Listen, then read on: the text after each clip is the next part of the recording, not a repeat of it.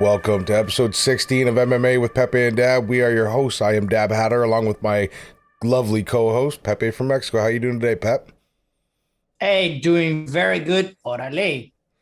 Don't forget to also like, subscribe, and ring that bell so you can get notified every time we go live and every time we post one of these podcasts up.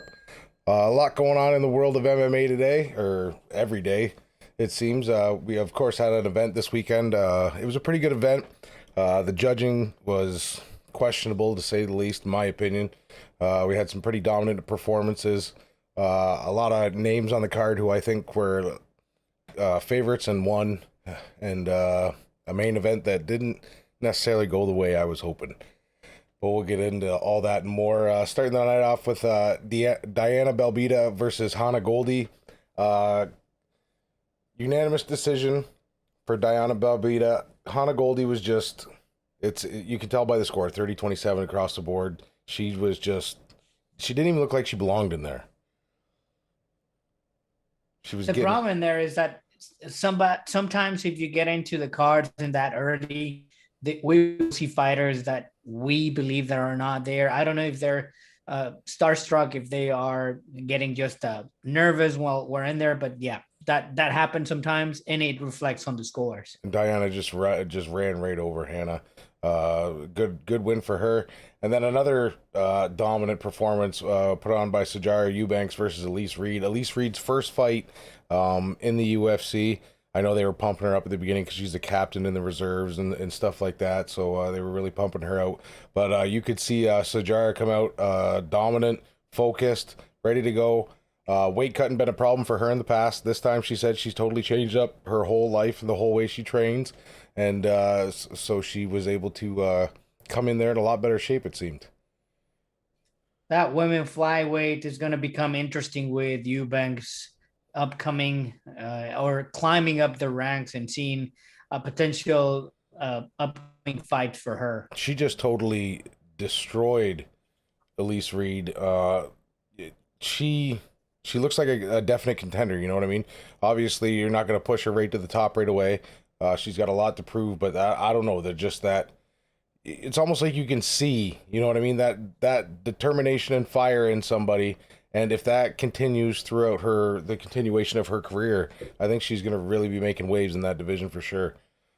And then we had our, so that was a TKO to strikes in round one. Like I said, she just come out. She almost had her in the crucifix at one point. She almost had her in an arm bar at one point. It was just, she just put on a clinic.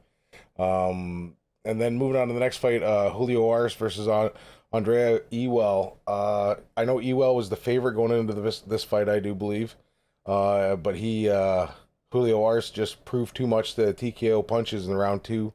I Ewell looked good at the beginning. I kind of like his style, but he gassed fast. I don't know if he gassed fast or what, or if he was taking too many shots. But it definitely didn't turn out good for him that night. Yeah, and I think Julio just stepped it up on the second round just to make sure that he's got the convincing wing, and obviously he got it with TKO. Yeah. Then another one I was excited to see, Mickey Gall. I know he didn't have the best luck in his last outing, and he was on quite a he was on the rocket ship heading upwards too. He defeated Jordan Williams with his signature rear naked choke. I think is like something like his last six finishes have all been by rear naked choke. So he's bounced back. It seems. If I do recall, he did lose his last match. Yeah, he did, and what a way to come back, and a very good technique just to finish it off. Very quick on the first round. Usually you see this becoming more in the later rounds when the fighters are higher, when you're putting in your work and you're getting there. I've But that noticed, was a good finish. and I noticed with Mickey in the first couple, he had that confidence, but it almost looked like a forced confidence. Whereas this time it seemed like it was like he's been there before. He knows, you know what I mean, that I'm used to this feeling, and I wonder if that kind of helped him out as well. If he wasn't as awestruck by the lights, so to speak. Yeah, you come to terms to the fighter that you are. You become some of what you accomplish on the way up. So that's a very good outing to see on those fighters, just to understand where they stand and how their technique and work pays off. And then we had Nasruddin Imavov versus Ian Heinisch. Another TKO to punches round two. Nasruddin, he just it was the same. It was weird how they almost the middle of this part of the card was basically like the same 3 fights back to back, 4 fights back to back to back. It was just, I don't want to say one sided. It was started out good in the first and then ends up losing in the third round, or ends up losing in the second. There was a lot of come from behind victories on this card. Even the main event can be argued was a come from behind victory. But it was just weird how the whole night kind of had the whole same theme of going throughout it. Now, one of the things here is that you see that some of these fighters are trying to have a good outing and that they can get a bonus, and some of them are rushing to have a finish or to have a TKO or a knockout, which it makes good show. Is that something that you were mentioning before, that some of these fight nights were better than the pay-per-views? And I'm wondering, most of the times, is that what we're seeing in here? yeah, and I think you make a good point there, Pep. I'm wondering if that's what we're seeing, is more people are were willing to risk it all to prove, you know what I mean, not only to get that win, but to also get that win dominantly and an exciting win, because they know that's going to propel them to the next level. That's going to keep their name in people's mouths. Exactly. That's where the money's at. So it seems like maybe that's starting to come back around. A lot of people more willing to risk it for the biscuit. But the only thing is a lot of people on these main event cards been doing the same thing. You know what I mean? And I think that, as I said, as this last year has definitely shown that. And then we had the main event for the prelim card was Brandon Allen defeated Punahele Soriano, unanimous decision, 30-27, damn near right across the board, except for one judge had it 29-28. Obviously, like I said, getting into the main card, judging was questionable throughout the rest of the night. Yeah, those are where you start to wonder what are they looking at, how different is one fight for one ref. So that's where the concern started, but not yet there. Now, the problem is we had a smaller card in here and we have quick finishes in some of them. So it was a trouble to follow on the event, because they were just putting ones and over the same videos, because some of those fights were taking off the card because of known reasons that we have for some of these fighters. And it sounded, then when you have quick finishes, it creates a problem. Exactly. And it sounds like we're now having that problem for, I'm not sure if it was I'm pretty sure it's the next UFC fight night.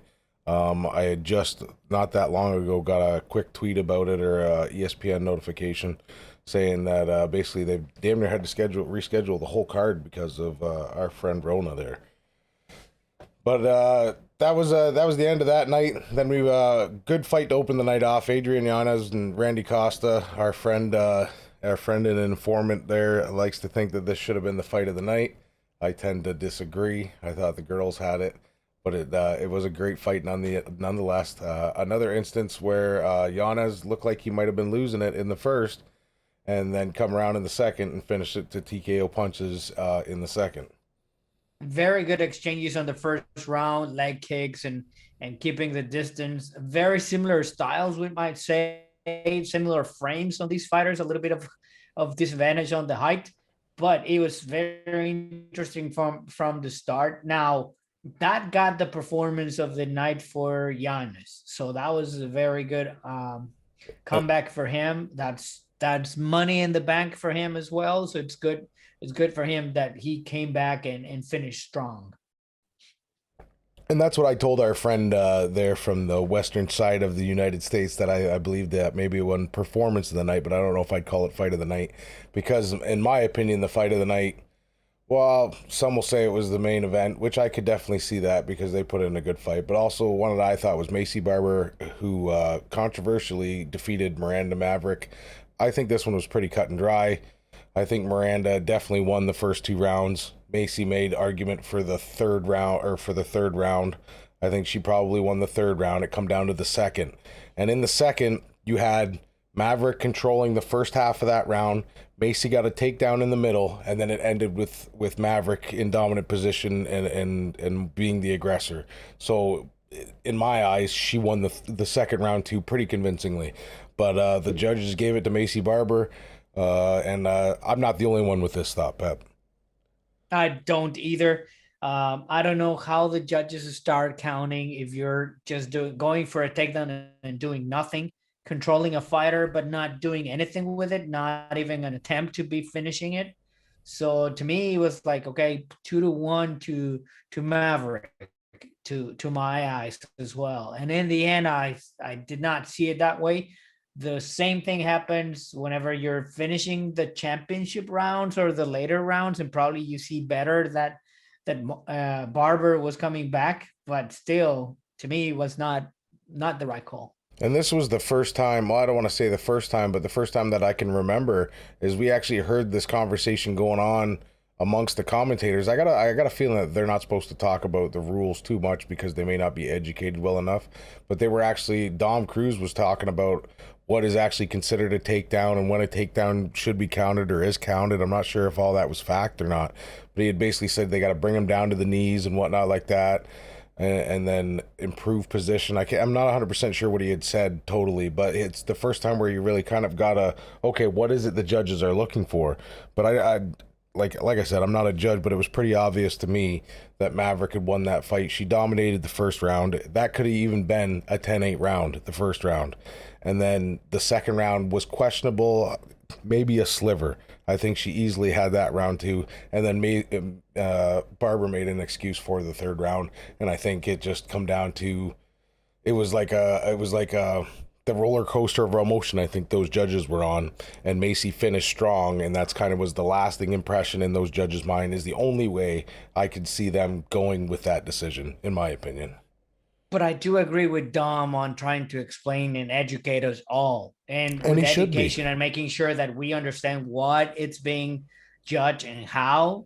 I mean, if you make sure that everyone knows and we are aware on how points are given or awarded, because as we see later in the night, is just controlling a fighter and just holding him on the back. Does that give you points? And how much is that fight control rather that you are hurting the opponent?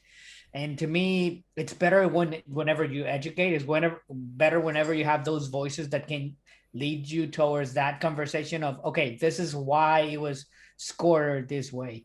But if they don't want to make any excuses, or they don't want to just portray the referees that they don't know, they're covering it over, I don't think it's going to work, because we have seen it in Arizona. Now we're seeing it in Vegas.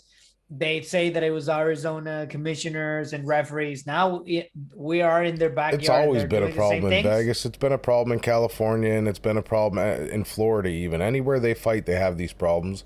And it's because, for the most part, these are old boxing judges that are trying to, you know what I mean, judge MMA.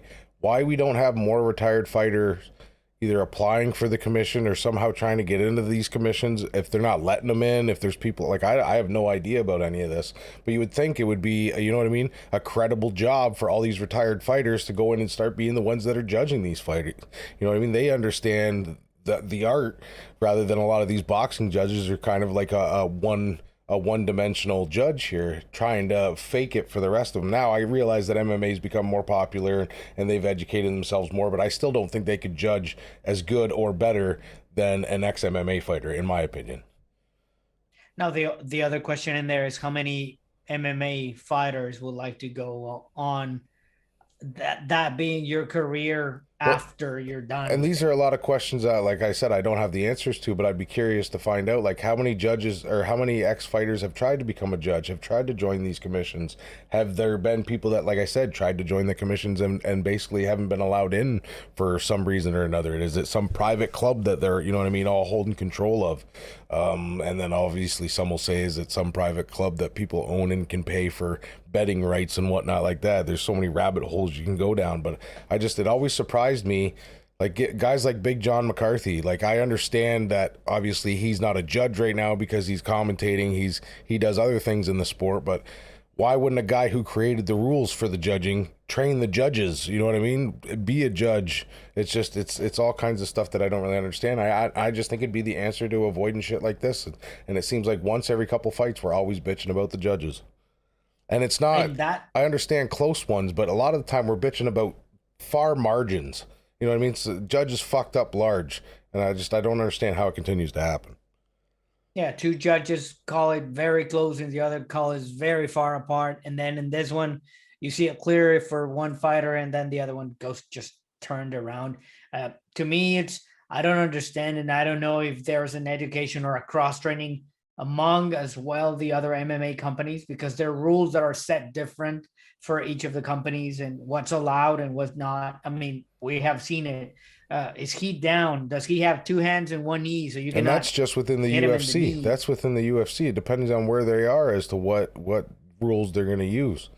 And that's just within the UFC, not even mentioning different companies and whatnot. It's just, I don't know. I don't get it. I think there's, like, with as many fighters as we've seen gone through, like, you know what I mean? I don't get how somebody, you know who, like Angela Hill, people like Angela Hill, I think would make a great judge. I think Dominic Cruz would be a great judge.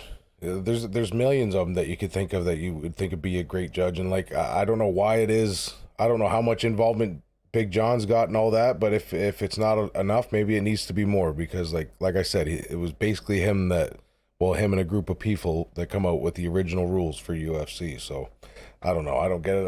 I think there's a solution. I just don't understand why we're not there yet. But if you ask me, where's the money? Behind the mic or being a judge? Yeah. And to me, career-wise and expectation. Yeah, and it's obvious. That's obvious why Big John's not doing it, and I understand that. But I just think that there's so many other fighters that have, like, fallen to the wayside. You know what I mean? That probably we don't hear nothing about. Like, I can't think of anyone that comes to mind, because all the ones that are coming to mind I wouldn't consider good judges. And that's, I guess, the next thing you're coming into is like guys like, would you trust Chuck Liddell as a judge? No. Exactly. It didn't take you didn't have to think about that whatsoever, and it almost hurts to say, but at the bottom line is I wouldn't trust him either. So he's the one that is going to take some decisions, and he's now thinking about doing bare knuckle fighting. Yeah, I seen that. It's like, okay, dude, no. I mean, and he's not going to be looking for others if he's not looking for himself. Yeah. So I don't know. It's a tough correction. I don't know how we're going to get there, but it seems like these judges are robbing more and more people out of wins. And at the end of the day, money. You know what I mean? It's fuck the winner or the loss. It's the money at the end of the day. It's the end of the contract. Is not making it through your contract is the record that is going to be affecting you. There's a lot of things in play that I agree should be paid attention and have it streamlined, educate everyone. Even whenever you're doing the commentator, say, this is why it's being scored this way, and that will help ease all of these controversies. Yeah, no, definitely. And I think as the fans too, like I don't go out of my way to go try to look for the rules and whatnot, but I think there's enough fucking around in between matches that there's no reason some of this shit can't be explained. I know they tried to do it in the earlier UFCs and stuff. They always had Boss Rutan doing shit like this is this and this is, it was just different moves and shit like that. Wasn't necessarily talking about judging and whatnot, but why don't we do that? Why don't we explain the rules to the people watching so we get a better idea? Maybe we wouldn't have so many people mad at fucking judges for fucking up if they had a better understanding of the true rules. Because, like, I didn't know nothing about that whole what is an actual takedown, what isn't a takedown, until Dom Cruz started saying stuff about it during the live broadcast. And like I said, the only reason I could think that they really don't talk about the rules enough is that maybe they don't understand them to the full degree either. And I don't understand that. And I don't know. I haven't watched enough Bellator either to see how Big John's doing on the commentary, because you would think somebody like that would have, like, you think of the great minds in MMA, and he's definitely one of them.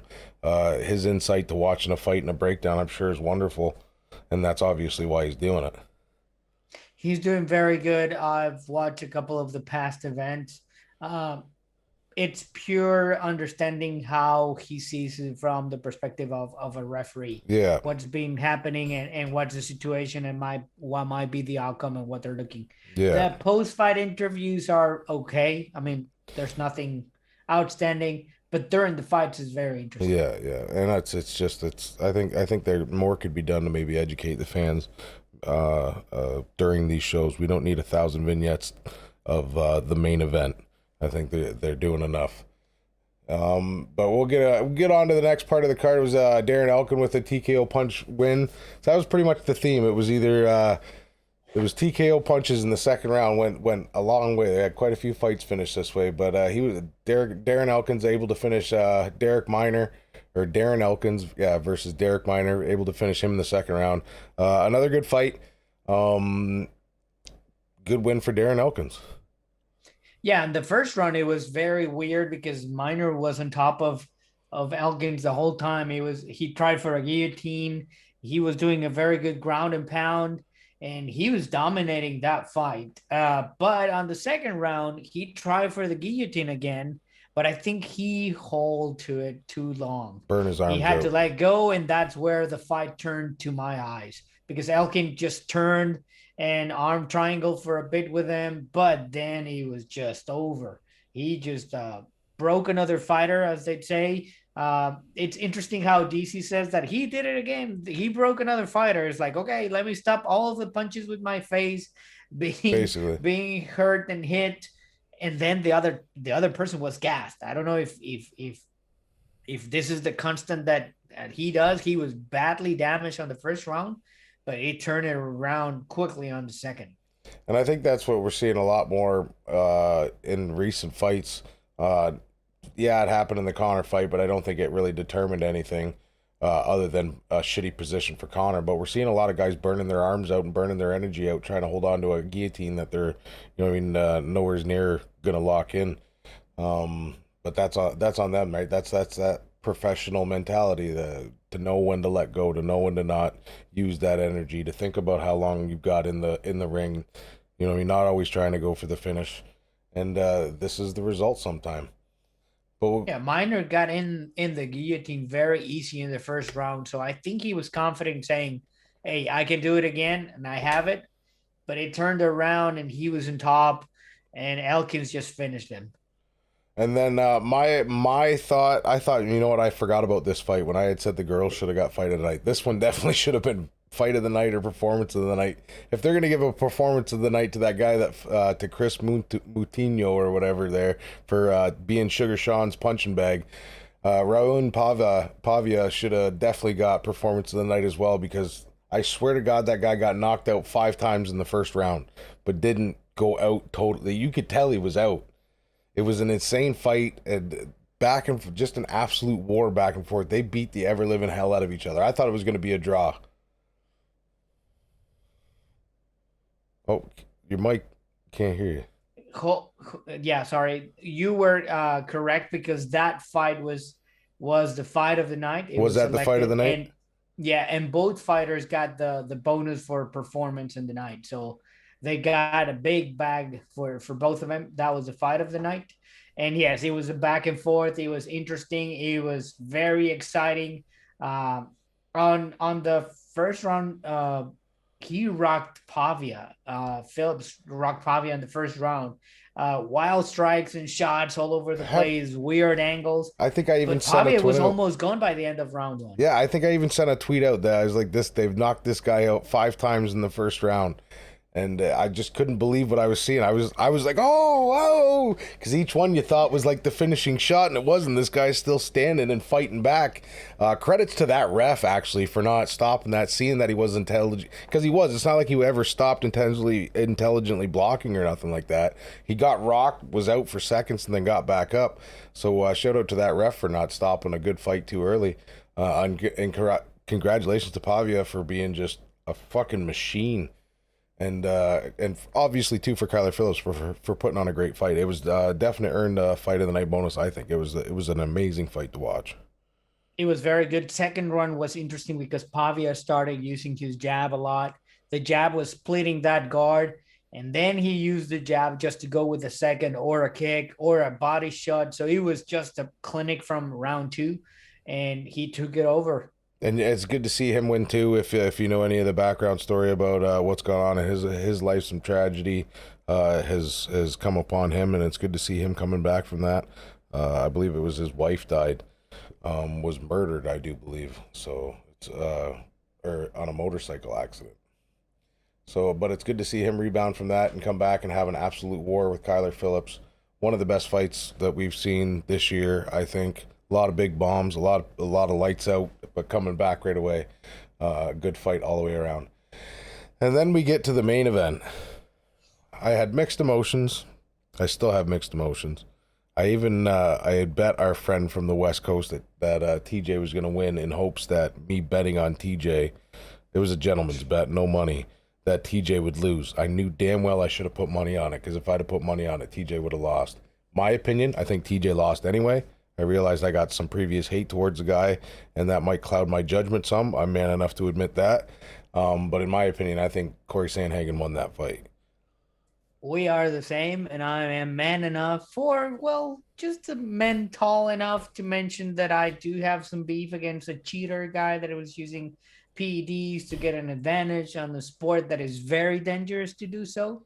Nonetheless, the question lingers on why is he getting a top 3 talent fight after a Out the 2-year gate. suspension Yeah. out of the gate? Why is he getting a highlight reel, making a documentary of him just to make sure? And also I ask why you give him the main card fight for this fighter.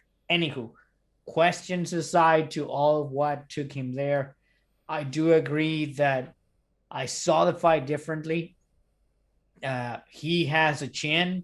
He endured a lot of punishment. A lot. There was jabs, there was elbows, there were spinning punches, there was knees to the face, there was body shots, a little bit of ground control and turning from Sandhagen, and still he lost the fight. To me, all aside of what I feel about TJ and his opportunity that he's getting, or the Dana White, Dana White privilege. Dana White privilege. I don't see him winning that fight. No. He was very good at stopping 2 rounds shots with his face. Yeah. And he was very good at controlling somebody's back but not doing anything. If you're giving him points by just pushing him to the cage, going for knees in the legs, and some of the punches to the legs, I don't know. A couple attempted takedowns that didn't, like I said, it should have. That's what they were talking about that last night. Should an attempted takedown, but stuffed, be counted the other way, and all this other stuff. And I think he landed a couple takedowns. I don't know, honestly. I kind of rubbed that one out of my mind once the decision was rang. I was pretty confident that Sandhagen had it in the bag. Yeah, I think TJ come back from a lot, but he absorbed a lot of damage, man.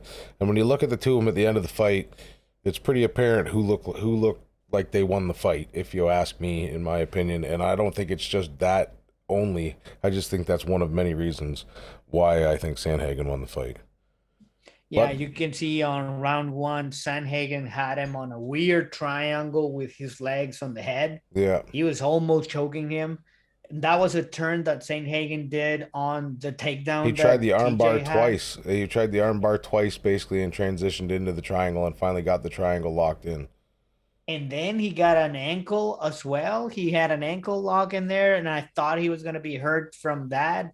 Second round didn't show. I understand that probably Corey was a little bit slow in the second and third round, more cautious, but still, a lot of damage was done. And not only from one technique, it was a lot of techniques. We have said a lot of punches, a lot of striking, body shots, knees. He tried triangle, an ankle lock, and it's like, okay, who's the fighter that wanted the most and did the most damage and tried the most? Some big uppercuts from Sandhagen too, and obviously there was that great big gash right in the middle of TJ's head. They had Instagram videos of them sewing that one up after, and it was almost as bad as Jessica Ai's headbutt when her forehead opened up. It was the same deepness and degree, and I think that was done from a punch or an elbow. So yeah, in my opinion, I think Corey did more damage. I think out of the 5 rounds, he won at least 3 of them. I think he had more control. Yeah, I think TJ put up a good fight. I think it's arguable 100%. It's a hell of a lot closer than the Macy Barber Miranda Maverick fight was.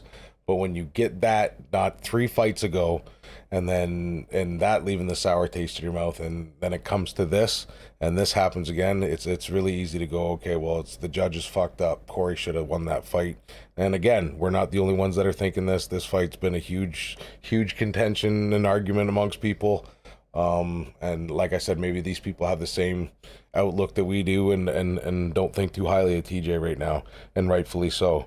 But it's hard to say.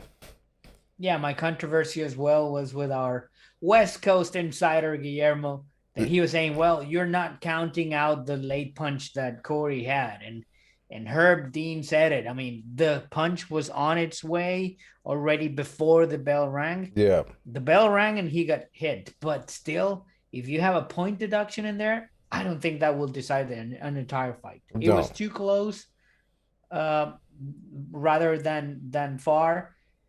But I don't see how TJ won it, to my eyes.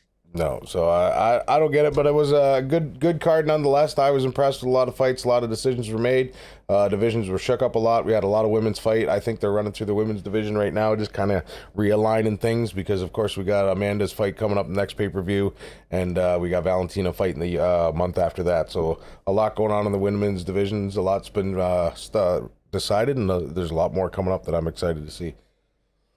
We'll get into the news items here for the week. Henry Cejudo credits TJ Dillashaw's mindset. I believe he won, even though he got beat up by Corey Sandhagen. I don't want to say I'm just as much not a fan of Henry Cejudo as I am of TJ Dillashaw, because that's not true. I definitely hate TJ more. I was never a big Henry Cejudo fan. I don't deny his talent, but he's just an attitude. He's just got an attitude that I'm not too fond of in a person. And that's just my opinion.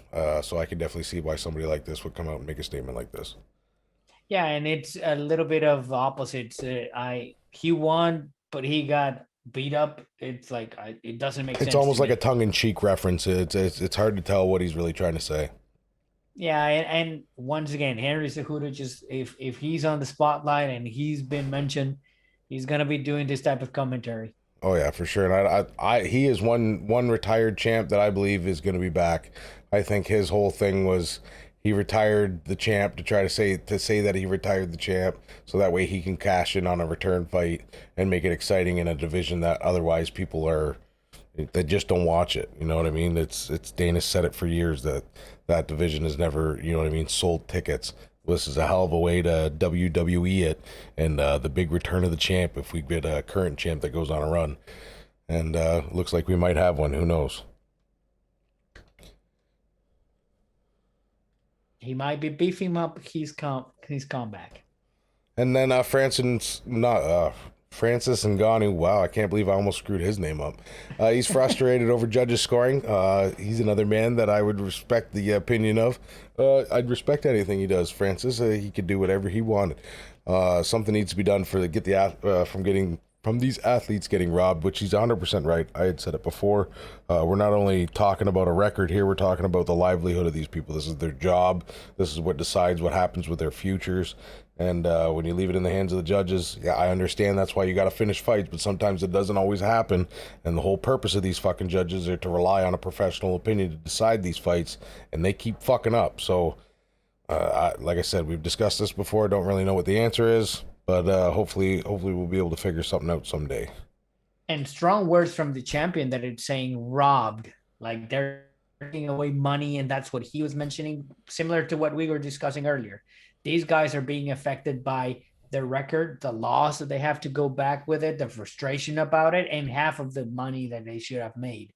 So that's an interesting take from a fighter that has won everything and that has endured some of the losses and what you have to been through. And that's a strong word to say they're getting robbed. They're not getting paid what they should. So it's interesting to take from the champ. And it's a great take from him. And I noticed he's still calling the champ because, yeah, as I believe too, he is still the champ regardless of the fight that's going on next month for an interim title.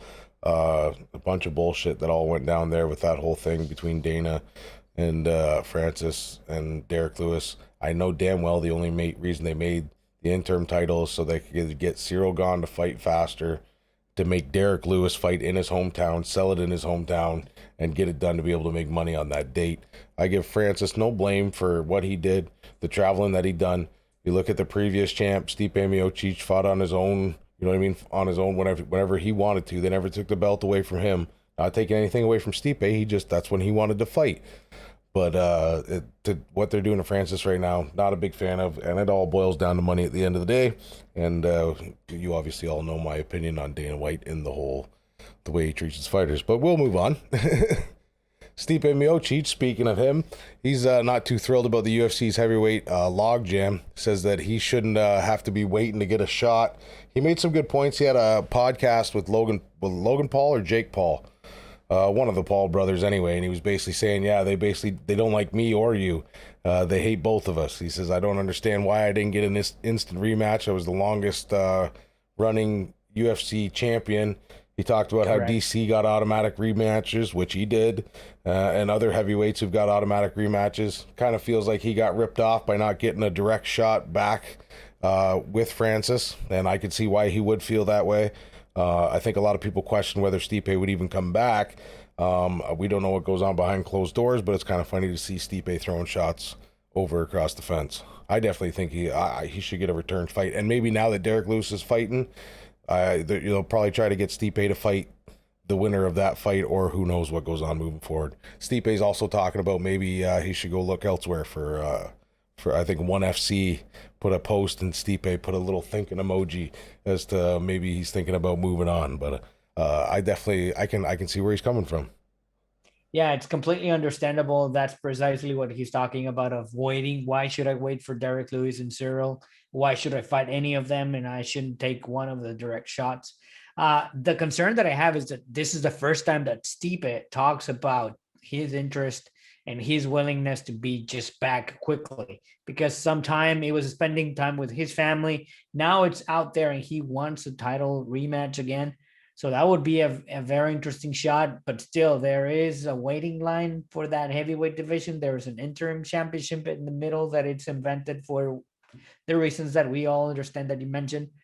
But to me, what it was funny was one championship Instagram post where Stipe replied with that thinking, saying, hey, I am all in, and I would agree with more fighters, interesting fighters leaving the UFC because they're not getting paid, and make the other companies more interesting and have them have challengers across the board. Yeah, no, it was interesting to see because, like I said, I think a lot of people weren't even sure if Stipe was going to come back to fight Francis ever again. Like, I think people thought might even if he beat Francis, that he might have retired the champ. That's one question that always comes up with Stipe almost after every one of his fights is this the last one? Is this the last one? Because he does take such long breaks and whatnot. And as you say, it's kind of strange to see him calling out. And I wonder if they had offered him the rematch, if he had the opportunity to turn it down, if he would have turned it down and retired. But the fact that they didn't even offer it to him kind of, you know what I mean, lit a fire under his ass, and he's still got something to prove. I don't really know what his motives are. I think he's right for saying what he said, and I support everything he said 100%. I agree. Moving on to the next item of the day, Walt Harris is going to fight Tai Tuivasa. Don't get me wrong, I love Walt Harris. Another tragic story in the UFC regarding his daughter being kidnapped and later murdered. But I don't understand why he's fighting Tai Tuivasa. Walt has 3 losses, to my recollection. His last 3 fights have been all losses, and Tai is on the up and up. I don't know if it's a lack of somebody to fight in the division or what, or they're just trying to keep Tai busy. But it's the next one in the game, or the next one for Tai Tuivasa to make his way up the ladder, I suppose. I think they maybe could have picked somebody different, but it is what it is, and I'll be excited to see the fight none the least. I'm not sure if they're using him as a step for. I don't see it as a set step. If anything, it's a step for Walt Harris, in my opinion. Yeah, but do you see him a chance to beating Bam Bam, or what we have seen in the last 3 outings? Not at all. They're not being losses; they're being knockouts as well. So that's telling. Now, is he just completing his contract? Well, fine. To me, it's putting Bam Bam out there. He's a very good show, and for Bam Bam just to take this fight just means he doesn't care. Yeah, he don't care. He just wants to fight, and he just wants to do chewies. Yeah. So this is the next chewy on his board. This is the next fight. He will just go for it. Yeah, and that's why I love Bam Bam. And that one will be in Abu Dhabi, of course, for UFC 267. I'll be excited to see it because I'm excited to see any Thai fight. And Walt Harris, he's there on his name alone, I believe. But it'll be interesting to see what happens. Let's hope for another easy dub for Ty. I'd like to see him get up into the mix for that championship belt, whether it be the fake one or the real one. Yep. And that's right before Halloween time. So that would be interesting to watch. Oh yeah, and then Holly Holm says she's got a sour taste in her mouth from the 2016 Misha Tate title loss and wants to make it right with the rematch. I think obviously Holly was watching Misha's latest win. I think it's a good fight to make. I think it's an easy fight to sell. I think you have Jermaine Durandamy fight Irene Aldana, and then you have Holly Holm fight Misha Tate, and maybe those two winners fight each other, and the winner of that fight fights Amanda Nunes, because as we know, she's fighting next week, or the next pay-per-view on the Derek Lewis Cyril Gane pay-per-view. So yeah, it makes sense. You could fight it as a, you know what I mean, the rematch fight. Holly's ahead of Misha in the rankings right now. I think actually Holly's number 2. Or no, Jermaine Durandamy's number 2. Holly's number 3, I do believe. So it kind of makes sense for her to fight Misha. It's an easy fight to sell, like I said. And then I don't think you leave Irene Aldana just hanging out there. She could definitely fight the number 2 in Jermaine Durandamy. The only problem there is that you have an advantage being Holly Holm, staying active, having big fights, and Misha just coming back. But still, Holly hasn't one very good fight to sell. And Holly hasn't looked that good in her last few fights. I think she won her last fight, but the couple before that, she was on a losing streak there for a while. And we all seen Misha Tate. She come back looking better than she left. She's in probably the greatest shape of her life. She says she feels good. She says she's mentally in a better spot. So I think it'd be an uphill battle for Holly, I think, and a fight I'd be interested to see. Very easy fight to sell, and I'll be hooked into watch it for sure. And then this one's for you, Pep. This is Bellator, and Bellator has a very good controversy and disputes between the Mackey family and Patricio Pitbull.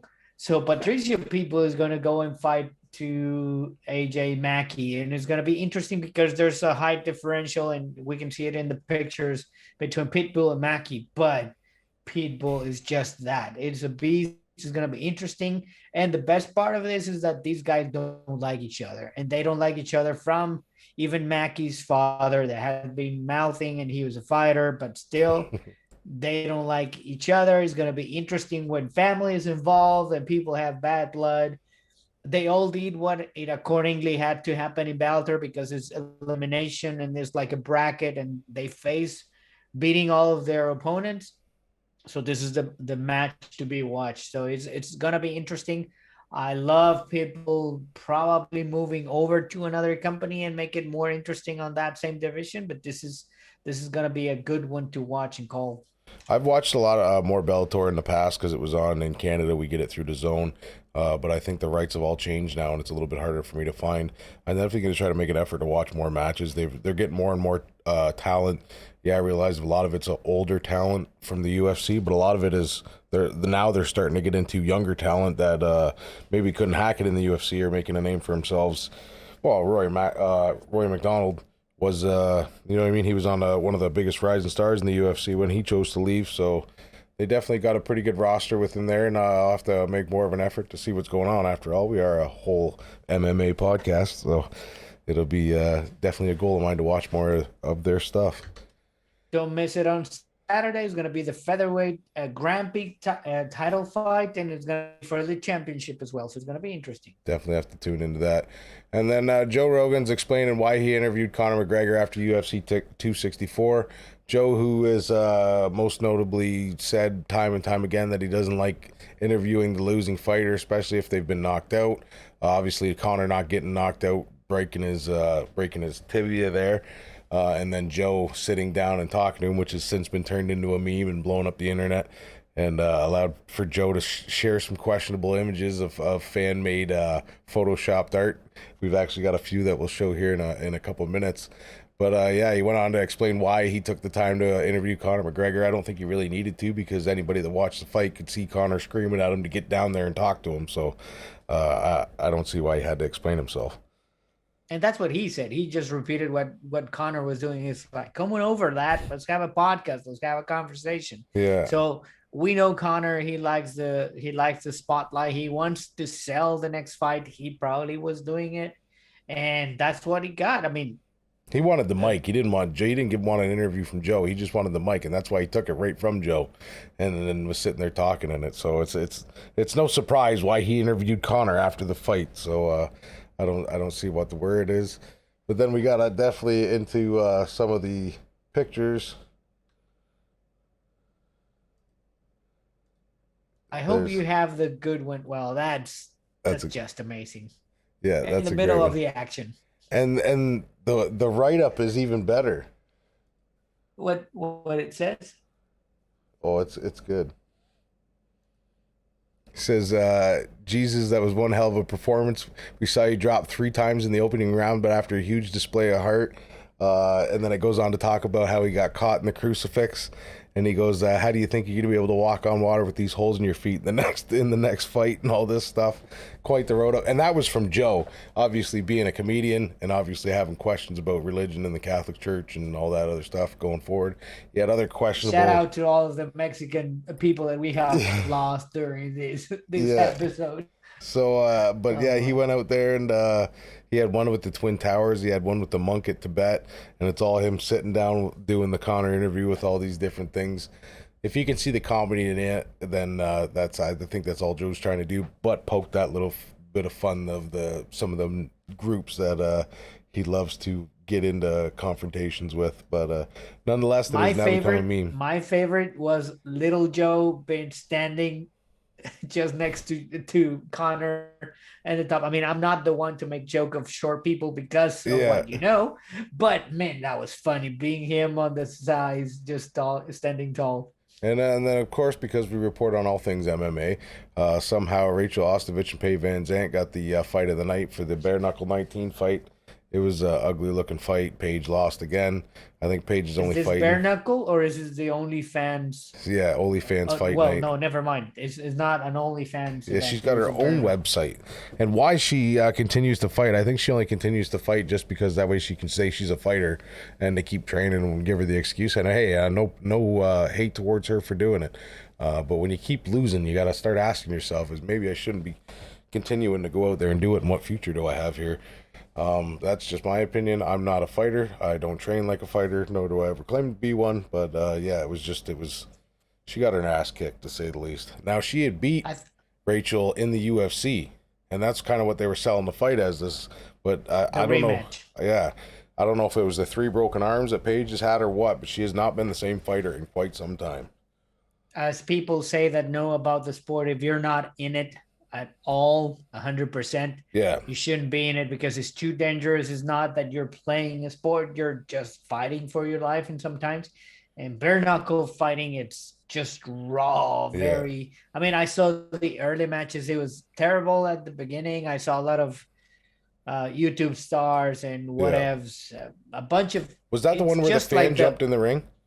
That was like the fight before, or was that a boxing? Was that another celebrity boxing thing? Some Blue Note guy or whatever was boxing. I don't remember that. There were several boxing exhibitions from the YouTube fighters and the TikTok stars. So that's what it was. It was that fight night that I didn't even pay attention to, but apparently somebody jumped in the ring and tried to fight the one guy, and it made news. I missed out. It wasn't news enough for me to look.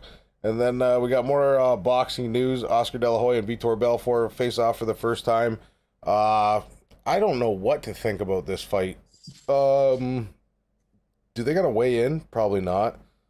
How much coke is Oscar doing? Probably a lot. That's what I was asking you. Don't mind the weight. Mind the drugs. So, Vitor's on all the steroids. Oscar's a professional boxer. Victor looks big on that presser outside of Staples Center. Man, Victor looks big. He looks. If you go to the top, there's the video, and on the video you see Oscar coming out, and you see Vitor. Man, Vitor just looks huge next to him. Vitor is a monster. He's on all the steroids. Oh yeah. And he always has been. So I don't know, but like I said, Oscar's a professional boxer, but Vitor was a pretty good striker. I don't know. Just compare the biceps and see Oscar's face that it's all swollen. I don't know what to think as well. Are they doing headgear? I don't know why he decided to come back. And they said it's not an exhibition. I thought he said it wasn't an exhibition or something like that. Wasn't Oscar coming out flapping his gums saying it wouldn't be an exhibition and they were going to go no headgear and knockouts allowed and all this shit? And I can't remember what it was. Anyway, Oscar's off his fucking rocker. I wouldn't want to go toe-to-toe with Vitor Belfort, no matter how fucking high I am. But I don't know. Respect to him for trying to stay relevant, I guess. At this point, I think he's looking more like a leech in the fucking fighting world than a legend. Well, if you're high enough, you would say, Victor, I love you, and you were all chilled. That's what happens, what Oscar used to do is, let's go. I got it. And he just said it on the presser. He said, this fight is either going to make me or break me. And I was, okay, go for it, dude. I mean, to be honest, being from the boxing side and much that I love from boxing, he has nothing to prove. He was one of the true champs in boxing. Just stay away from all of this. You're just going to get rocked. Well, that's it for another edition of MMA with Pepe Dab. We of course are your hosts. I am Dab Hatter along with my friend Pepe here. Thanks for hanging out with us for another night. We'll be back next week. Also, don't forget to also click on that subscribe button, hit the bell that'll notify you when we go live, and give us a like and maybe comment something. Tell us that we don't know what the fuck we're talking about, because I'll be the first one to tell you I don't. We're just two guys sitting here talking about the sport we love so much. Hope you enjoyed yourself, and we'll see you next week. Thanks for tuning in. Bye for now. See ya.